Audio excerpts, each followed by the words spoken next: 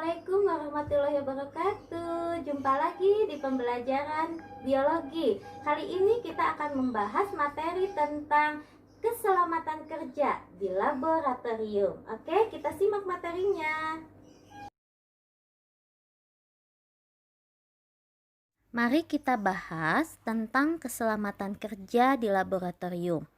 Yang pertama, kita perlu tahu petunjuk keselamatan umum. Apa saja yang termasuk petunjuk keselamatan umum? Yang pertama, meja kerja harus dalam keadaan bersih sebelum kita melakukan praktikum di laboratorium. Yang kedua, tidak bercanda gurau atau bermain-main selama kita melakukan praktikum. Yang ketiga, jangan bekerja sendirian di laboratorium. Karena kerjasama atau bekerja secara kelompok itu cocok dilakukan di laboratorium. Kemudian segera laporkan kepada guru untuk alat-alat yang rusak. Kemudian selanjutnya minta bantuan guru bagaimana cara penggunaan alat-alat di laboratorium. Dan tidak meninggalkan percobaan yang sedang dilakukan. Dan terakhir, coba kamu pisahkan antara sampah dan limbah laboratorium. Itulah petunjuk keselamatan umum. Bahasan yang kedua, keselamatan kerja di laboratorium, kita harus mencegah terjadinya paparan. Yang pertama, tidak makan dan minum di laboratorium. Kemudian yang kedua, jika rambut kalian panjang, tolong ikat rambut kalian supaya lebih terlihat rapih dan tidak mengganggu selama melakukan praktikum. Di laboratorium kita harus menggunakan jas lab dan sepatu untuk melindungi dari bahan-bahan kimia yang berbahaya.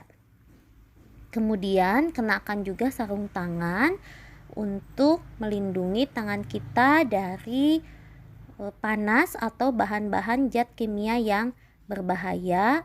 Lalu jika memerlukan pelindung wajah, maka sebaiknya dipakai pada saat kita melakukan pemanasan pada bahan kimia tertentu yang membahayakan wajah kita.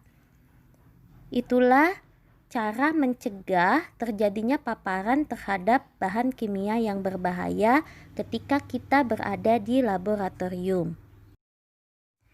Bahasan yang ketiga adalah simbol zat kimia berbahaya. Perlu kalian tahu ada beberapa simbol yang ditempelkan di setiap bahan-bahan kimia. Yang pertama, di sini ada simbol seperti api. Itu adalah untuk bahan kimia yang mudah terbakar. Kemudian ada juga yang gambar tengkorak. Ini untuk bahan kimia yang beracun. Kemudian ada juga yang seperti ada kobaran api tapi tidak utuh. Ini sebagai bahan kimia oksidator. Kemudian ada tanda silang. Ini biasanya untuk bahan kimia yang menimbulkan iritasi. Kemudian seperti ada percikan api, di sini untuk bahan kimia yang mudah meledak. Kemudian di sini ada seperti pohon, ini adalah simbol untuk bahan kimia yang berbahaya bagi lingkungan. Selanjutnya di sini ada seperti air yang menetes. Ini untuk simbol bahan kimia yang bersifat korosif. Kemudian ada yang seperti lingkaran-lingkaran seperti ini. Ini sebenarnya adalah simbol bahan kimia yang memberi bahaya biologi. Dan yang terakhir ada yang seperti baling-baling kipas. Ini adalah bahan kimia yang bersifat radioaktif. Jadi masing-masing bahan kimia itu punya simbol sendiri, sehingga kita perlu tahu untuk menjaga keselamatan selama kita bekerja di laboratorium. Bahasan yang keempat yaitu tentang keamanan penggunaan bahan kimia. Yang pertama, jangan mengembalikan bahan kimia yang telah diambil dari botolnya.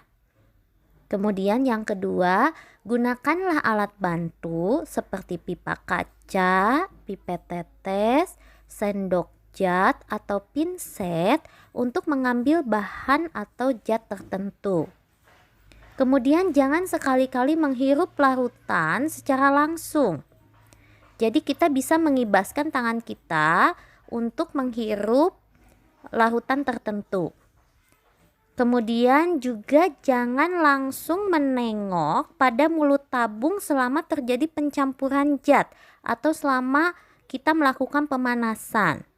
Karena itu berbahaya sekali untuk wajah dan mata kita. Itulah keamanan yang harus kita perhatikan pada saat kita menggunakan bahan kimia di laboratorium. Materi selanjutnya yaitu tentang pertolongan pertama jika terpapar bahan kimia. Kalau kulit kita terkena bahan kimia, maka yang harus dilakukan pertama kali basuh kulit dengan air yang mengalir. Jika luka bakar terkena panas, olesi salep Lavertrans. Dan jika luka bakar oleh zat kimia yang bersifat asam,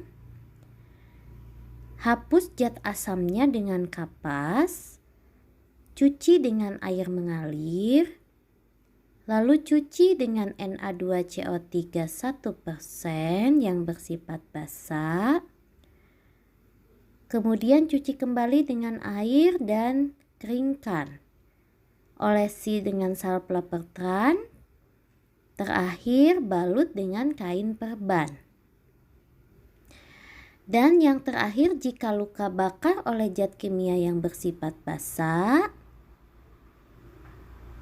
maka cuci dengan air sebanyak-banyaknya. Bilas dengan asam asetat 1% yang bersifat asam, lalu cuci kembali dengan air.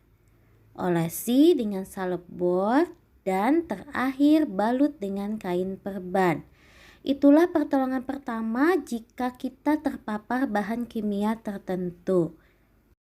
Materi selanjutnya yaitu pertolongan pertama jika mata kita terkena bahan kimia. Maka yang harus dilakukan adalah siram mata dengan air selama minimal 15 menit. Dan biarkan kelopak mata kita terbuka supaya air bisa membasuh bagian dalam dari mata kita.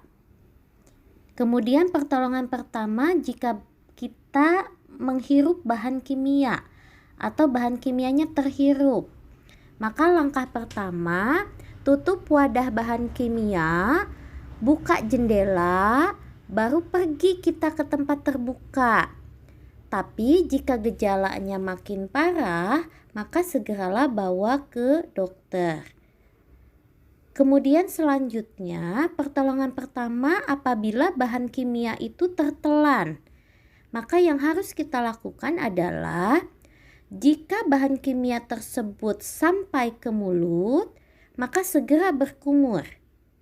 Dan jika zat tersebutnya sampai tertelan, maka segeralah muntahkan zat tersebut.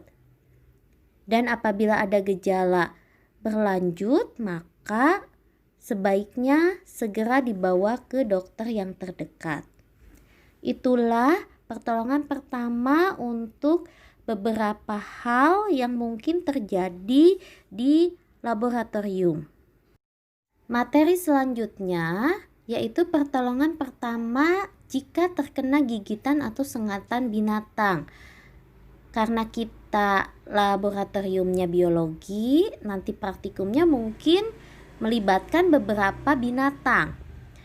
Jika sengatannya ringan, maka yang harus kita lakukan adalah kompres dengan air dingin, atau kita oleskan minyak tawon, atau kita oleskan krim antihistamin. Nah, jika luka gigitannya itu dangkal, yang harus dilakukan adalah Dicuci bersih dengan sabun dan air hangat, lalu keringkan dan tutup dengan perban. Apabila luka gigitannya dalam, maka yang harus dilakukan adalah hentikan pendarahannya dulu, baru tutuplah dengan kain perban. Segeralah bawa ke dokter yang terdekat. Ada yang khusus untuk sengatan kalajengking, yaitu harus dibersihkan dulu dengan alkohol, lalu kompres dengan air dingin dan bawalah ke dokter yang terdekat. Itulah pertolongan pertama jika terkena gigitan atau sengatan binatang. Sekian materi pembelajaran tentang keselamatan kerja di laboratorium. Jangan lupa like and subscribe, dan kalau ada pertanyaan bisa kalian cantumkan di kolom komentar. Terima kasih untuk menyimak pembelajarannya. Assalamualaikum warahmatullahi wabarakatuh.